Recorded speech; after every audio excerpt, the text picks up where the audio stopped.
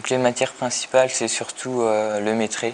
Pour le métré, on quantifie les quantités nécessaires pour la réalisation de la construction. Donc on fait des calculs de surface, de quantité donc de mètres cubes, de béton ou d'ardoise ou de couverture. On voit donc on a le fêtage, l'égout et l'autre chose, donc c'est cette valeur-là qu'il va falloir calculer. Il faut calculer la main-d'œuvre, le matériau, le transport, il faut penser à tout. Par rapport à l'étude de prix, on sera capable de faire un devis pour donner au client. On fait également de la production de chantier, c'est-à-dire tout ce qui est préparation de chantier. Nous faisons des relevés extérieurs et intérieurs. Nous prenons les mesures des longueurs des murs, des fenêtres. Après on fait des plans et après on les envoie au niveau du maître d'ouvrage. On fait du dessin donc, sur planche et sur ordinateur. On fait par exemple une coupe verticale ou bien un détail.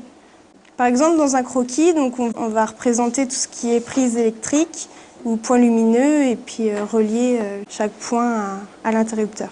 On établit des plannings pour chaque corps d'état, par exemple maçonnerie, plaquiste, couvreur. On apprend à calculer la durée du chantier, le nombre d'ouvriers qu'il doit y avoir sur le chantier. J'ai fait mon stage dans un bureau d'études et donc j'ai fait un petit peu de tout, relevé, métré et dessin. J'ai fait mon stage chez un architecte. J'ai suivi l'architecte une fois par semaine pour voir l'avancement des travaux. J'étais dans une entreprise de charpente et j'ai réalisé des métrés, des AO et des suivis de chantier. J'ai effectué mon stage dans une entreprise de génie civil, fondation spéciale pour une station d'épuration. J'ai fait des plannings, donc je notais les retards et les avances sur le chantier. Les qualités principales seraient savoir s'organiser et être soigneux.